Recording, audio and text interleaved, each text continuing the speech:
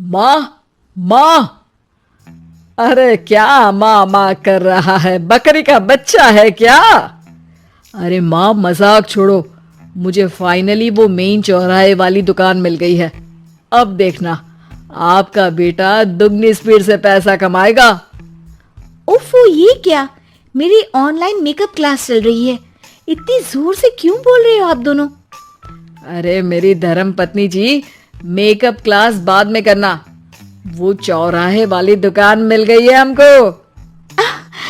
अरे वाह, रुको, मैं अपनी माँ को फोन लगाकर बता देती हूँ। अरे मैं भी अपने रिश्तेदारों को बता देती हूँ। कितनी खुशी की बात है। हाँ हाँ, मैं भी अपने दोस्तों को बता देता हूँ। 1 हफ्ते बाद रजिस्ट्री है। बस, घर में खुशी का मौका था। उन तीनों ने अपने अपने फोन उठाए और लोगों में बात फैलाना शुरू कर दिया। और रही सही कसर श्वेता बहू ने अपने पड़ोस में सबको बताकर कर दी। अरे वर्मा आंटी, अब हम भी जल्दी कार ले लेंगे। घर का रेनोवेशन होगा और ठाट से रहेंगे हम भी। अरे ऐसा क्या हुआ? लॉटरी बाटरी लग गई है क्या? अरे इस बार चौराहे वाली मॉल में हमको भी दुकान मिल गई है। दुकान नंबर 21, जो एकदम चौराहे पर है। अब ग्राहक बढ़ेंगे तो आमदनी भी बढ़ेगी ही ना। अरे वाह, कितनी खुशी की बात है। मैं बहुत खुश हूँ तुम्हें इतना खुश देख के।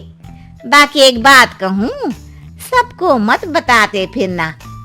किसी की नजर लग जाएगी तो खुशी की खबर वापस लौट जाएगी। हैं?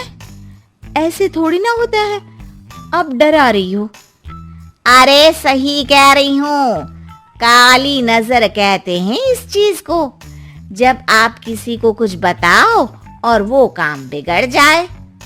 अरे लेकिन मैं तो... तुमने सबको बता दिया ना? हाँ, फोन लगा लगा के। अब बच के रहना। काली नजर बड़ी खतरनाक होती है।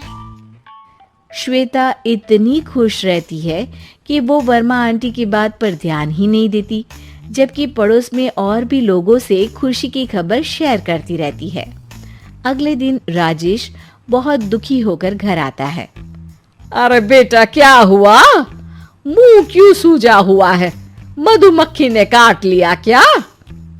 माँ, वो दुकान किसी और के पास चली गई।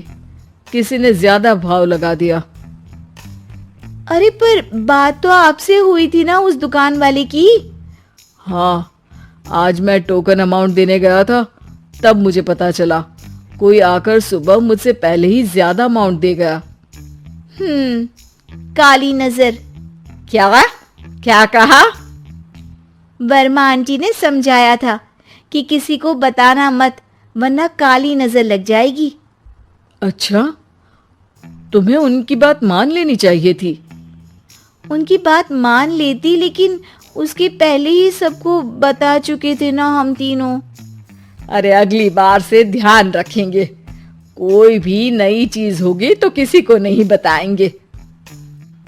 तीनों कुछ दिन ऐसे ही रहते हैं, पर एक दिन श्वेता को एक मेल आता है। राजेश, मेरा ऑनलाइन मेकअप कोर्स कंप्लीट हो गया। अब मैं खुद का पार्लर खोल सकती हूँ। अरे वाह, अपने मोहल्ले में ही खोलते हैं? ये जो घर के सामने दुकान है ना, वहीं? हाँ, यहाँ सस्ती भी मिल जाएगी। अगले दिन श्वेता वर्मा आंटी के पास जाती है मिठाई का डब्बा लेकर। अरे आओ आओ, कैसे आना हुआ? जोर से नहीं बोलूंगी। वो सामने वाली दुकान है ना, वहां मैं अपनी पार्लर की दुकान खोलने वाली हूँ, उसकी मिठाई है। अरे वाह, बहुत बधाई हो तुमको। हाँ, मैं कमाने लगूंगी तो राजेश पर पूरे घर का बोझ नहीं रहेगा ना आंटी जी। ये तो है, पर ये बता कि तूने ये बात किसी और को तो नहीं बताई ना? अरे नहीं नहीं, पिछली बार गलती कर दी थी। काली नजर लगी किसी की और राजेश के हाथ से वो दुकान चली गई थी। सबको मत बताना। चलो मैं चलती हूँ, कल दुकान की बात करने भी तो जाना है। अगले दिन श्वेता दुकान के लिए मालिक से बात करने जाती है।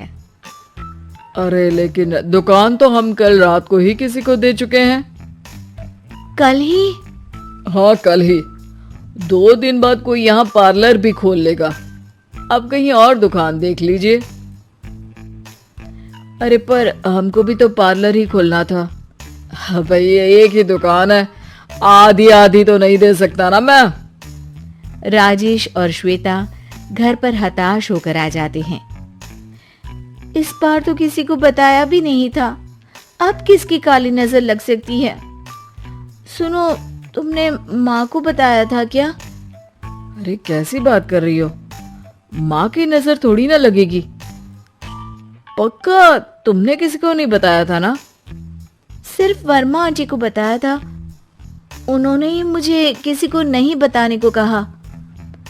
अरे यार तुम भी सही हो, मेरी माँ को नहीं बताने को कह रही हो, पर वर्मा आंटी को बताना तुम्हें जरूरी लगा। अरे वर्मा आंटी ने ही तो काली नजर के बारे में बताया था ना, वो हमेशा हमारा भला ही तो चाहती हैं। मेरी माँ भी हमारा भला ही चाहती है। अरे पर चिल्ला क्यों रहे हो, बात नहीं कर सकते क्या आराम से? नहीं आता वो आराम से बात करना, और करना भी नहीं चाहता हूं मैं। दुकान जाने का दुख गुस्से में बदल गया था और राजेश और श्वेता में बात बंद हो गई थी।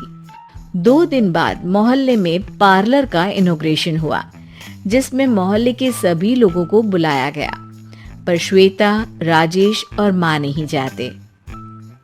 माँ अंदर आ जाओ, क्या देख रही हो? अरे नया पार्लर देख रही हूँ अपने आंगन से। देखो, माँ को दूसरे का सुख देखने में कितना मजा आ रहा है, मेरा दुख नहीं दिख रहा इन्हें। यहाँ मेरा पार्लर भी तो हो सकता था।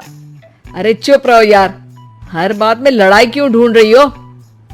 राजेश और श्वेता फिर बहस करने लगते थे। तभी माँ ने दोनों को बाहर बुलाया। अरे जरा देखो तो दुकान चलाने वाले का बोर्ड पर नाम क्या लिखा है? श्रुति वर्मा। गाड़ी निकाल बेटा, हमें कहीं जाना है। काली नजर का इलाज कराने? राजेश अपनी बाइक निकालता है। तीनों ट्रिपलिंग कर रहे हैं। माँ राजेश को उस मॉल वाली दुकान पर लेकर जाती है जहां राजेश अपनी दुकान खोलने वाला था। यही दुकान लेना चाहता था ना तू? हाँ, पर इनको भी दुखी करने लेकर आई हो क्या यहाँ पर दुकान दिखाकर? वहाँ काफी नहीं था? अरे श्वेता थोड़ा सब्र रख, अभी पता चलेगा कि हम यहाँ क्यों आए हैं। बता, इस दुकान चलाने वाले का नाम क्या है? अनुपम वर्मा। कुछ समझ में आया? वो दुकान वाली श्रुति वर्मा, ये दुकान वाला अनुपम वर्मा, और हमारे पड़ोस में हमने उस दुकानों के बारे में बताया किसको था? अब वर्मा आंटी को। मतलब वर्मा आंटी ही हमारा काम बिगाड़ रही है? नहीं नहीं, ऐसा नहीं हो सकता, ये बस इत्तेफाक है। राजेश अपना फोन निकालता है और श्रुति वर्मा और अनुपम वर्मा के नाम फेसबुक पर सर्च करता है, जहां ये दोनों ही वर्मा आंटी के रिश्तेदार होते हैं। श्वेता को समझ में आ जाता है कि वर्मा आंटी की ही नजर काली नजर है। अब क्या करना है? कोई भी खुशी की खबर हो तो काली नजर से बचना है, यानी वर्मा आंटी से बचना है। अरे पर मुझे ये समझ में नहीं आया कि वो हमारे साथ ऐसा क्यों करेंगी। अरे बेटा, एक सीख है, दूर के आदमी को आपकी तरक्की से कम परेशानी होगी, पड़ोसी को ज्यादा। दोनों माँ की बात में हामी भरते हैं और अगला काम चुपचाप करने की कसम खाते हैं, ताकि आगे से वर्मा आंटी कोई काम ना बिगाड़ सके। तो मेरे प्यारे दोस्तों, कैसी लगी आपको हमारी कहानी? कमेंट करके जरूर बताएं और इसे अपने दोस्तों के साथ शेयर करें। और हाँ, अगर आपने अभी तक हमारे चैनल को सब्सक्राइब नहीं किया तो जल्दी से नीचे लाल कलर का बटन दबाकर सब्सक्राइब करें और बेल आइकन दबाना ना भूलें, ताकि आप ऐसे ही नई मजेदार कहानियाँ देख सकें। तो दोस्तों, तब तक के लिए अपना ध्यान रखिए। धन्यवाद।